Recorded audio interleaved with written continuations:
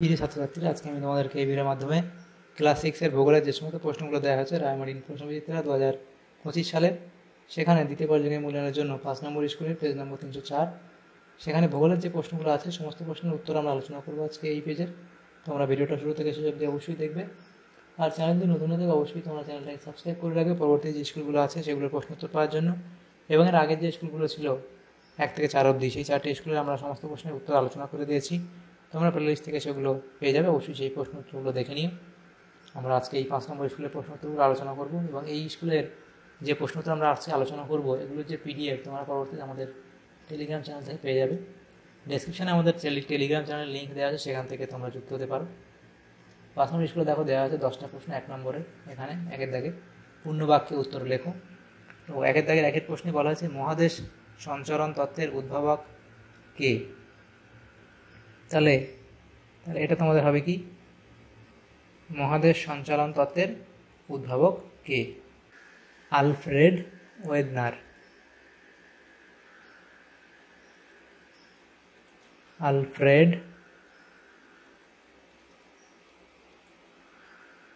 Wegener. যেটা দেখে বলা হচ্ছে বায়ুমণ্ডলে কোন গ্যাসের পরিমাণ সব থেকে বেশি? তাহলে সেটা হচ্ছে নাইট্রোজেন।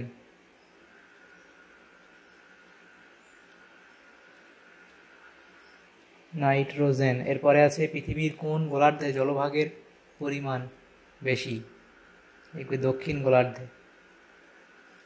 দক্ষিণ গোলার্ধে। জলবায়ু বলতে কি বোঝো? কোনো অঞ্চলে কমপক্ষে 30 থেকে 35 বছরের আবহাওয়ার গড় অবস্থাকে জলবায়ু বলে। উষ্ণতার প্রসার কি? সেটা লিখবে। হিমবাহ কি? সেটা লিখবে। বায়ুমণ্ডল বলতে কি বোঝো? অর্ধক্ষেপণ কাকে বলে? বিশ্ব উষ্ণায়ন বলতে কি বোঝো? এটা লিখবে। এরপরে যে প্রশ্ন আছে দেখো লাস্ট, বেতার তরঙ্গ বায়ুমণ্ডলের কোন স্তর থেকে প্রতিফলিত হয়ে পৃথিবীতে ফিরে আসে? সেটা লিখবে আয়নোস্ফিয়ার থেকে। আয়নোস্ফিয়ার। আয়নোস্ফিয়ার থেকে প্রতিফলিত হয়ে ফিরে আসে। এরপরে যে প্রশ্নগুলো আছে দেখো, সেটা হচ্ছে 2-এর দাগের প্রশ্ন, সঠিক শব্দ বসিয়ে শূন্যস্থান পূরণ করো। 2-এর দাগের 1-এর প্রশ্ন, পৃথিবীর উচ্চতম হ্রদের নাম? সেটা হচ্ছে টিটিকাকা। টিটিকাকা। এরপরে আছে পৃথিবীর বৃহত্তম উষ্ণ মরুভূমি ড্যাশ মহাদেশে অবস্থিত? এটা হলো আফ্রিকা। এরপরে আছে ড্যাশ নদী পৃথিবীতে সবচেয়ে বেশি জল বহন করে? এটা হবে অ্যামাজন। অ্যামাজন। এরপরে পৃথিবীর গভীরতম স্থান প্রশান্ত মহাসাগরে অবস্থিত? এরপরে ড্যাশ মেঘ থেকে সবচেয়ে বেশি বৃষ্টিপাত হয়? এটা হবে কিউমুলোনিম্বাস। কিউমুলোনিম্বাস।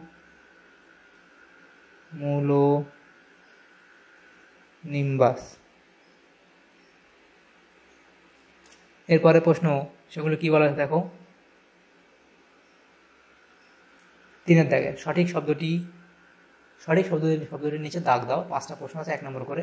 3-এর দাগের 1, উষ্ণতার প্রসার বেশি রাজস্থানে? Option A. দ্বিতীয় প্রশ্ন, পশ্চিমবঙ্গের আবহাওয়া দপ্তর? সেটা হবে আলিপুর, অপশান বি। বায়ুমণ্ডলে ধূলিকণা আছে বলেই আকাশ নীল দেখায়? উচ্চতা বৃদ্ধির সঙ্গে সঙ্গে বায়ুচাপ কমতে থাকে? Option B. কয়লা দহনের ফলে কার্বন ডাই অক্সাইড গ্যাস নির্গত হয়?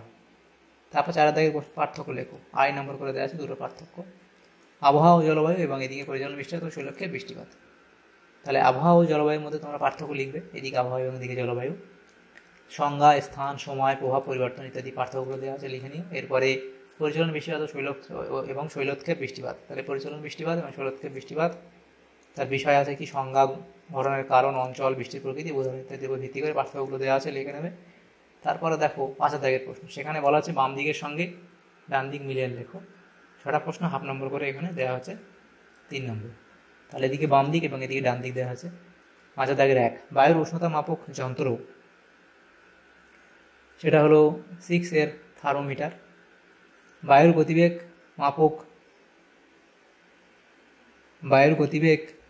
মাপক যন্ত্র সেটা হবে অ্যানিমোমিটার। এরপরে বায়ুর চাপ মাপক যন্ত্র সেটা হবে 14 ব্যারোমিটার। বৃষ্টিপাত মাপক যন্ত্র সেটা হবে রেন গজ। বায়ু প্রবাহের দিক সেটা হবে বাত পতাকা।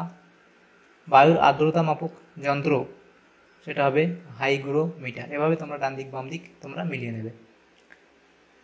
তারপরে যে প্রশ্নগুলো আছে দেখো, সেটা বলা হয়েছে 6 দাগে নিচের প্রশ্নগুলির উত্তর লেখো। 2 নম্বর করে দেয়া, 5টা প্রশ্ন 10 নম্বর। 7 দাগের প্রশ্নে বলা আছে নিচের প্রশ্নগুলির বিস্তারিত উত্তর দাও, যে কোনো 4টি। 3 নম্বর করে দেওয়া হয়েছে 4টে প্রশ্ন, 12 নম্বর এই নম্বর দাগ থেকে। 6 দাগের প্রথম প্রশ্ন, জলবায়ুর উপাদানগুলি কী কী সেটা লিখবে। মহাদেশ সঞ্চারণ তত্ত্ব কী এবং পরিচালন বৃষ্টিপাত বলতে কী বোঝো। তাহলে মহাদেশ সঞ্চালন তত্ত্ব প্রবক্তা মূল কথা বর্ণনা দেবে, কারণ দেবে এবং প্রমাণ। তারপরে পরিচালন বৃষ্টিপাত সম্পর্কে তোমরা এখানে লিখবে, এই অবধি লিখে দেবে। এরপরে যে প্রশ্নগুলো আছে দেখো, 3 দাগে বায়ুমণ্ডলের থার্মোস্ফিয়ার স্তরটির সংক্ষিপ্ত পরিচয় দাও। তাহলে থার্মোস্ফিয়ার তার সংজ্ঞা, বিস্তার, বৈশিষ্ট্য ইত্যাদির উপর ভিত্তি করে এত অবধি লিখবে। 4 দাগের প্রশ্নে বলা আছে পৃথিবীর 2 গোলার্ধে জলভাগ ও স্থলভাগ বন্টনের সংক্ষিপ্ত পরিচয় দাও, সেটা লিখলে। তারপরে আকাশ মেঘলা থাকলে রাতের আবহাওয়া কেমন থাকে এবং কেন, সেটা লিখবে। তারপর দেওয়া হয় 7 দাগের প্রশ্ন, নিচের প্রশ্নগুলির বিস্তারিত উত্তর দাও, যে কোনো 4টি। প্রথম প্রশ্ন, চিত্রসহ জলচক্র পদ্ধতি সম্পর্কে লেখো। তাহলে সংজ্ঞা এবং বর্ণনা দিয়ে জলচক্র এই অবধি লিখে দেবে। তাহলে এই জলের এই চক্রাকার আবর্তনই জলচক্র নামে পরিচিত, এত অবধি লিখবে। দ্বিতীয় প্রশ্নে বলা আছে বায়ুমণ্ডল উত্তপ্ত হওয়ার বিভিন্ন পদ্ধতিগুলি সম্পর্কে লেখো।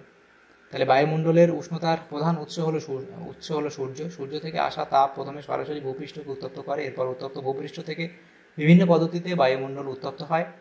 পদ্ধতিগুলি হলো 1 নম্বর বিকিরণ পদ্ধতি, সেটা অবধি লিখবে। তারপর পরিবহন পদ্ধতি, তারপর পরিচালন পদ্ধতি, তারপর এটা হবে শোষণ পদ্ধতি।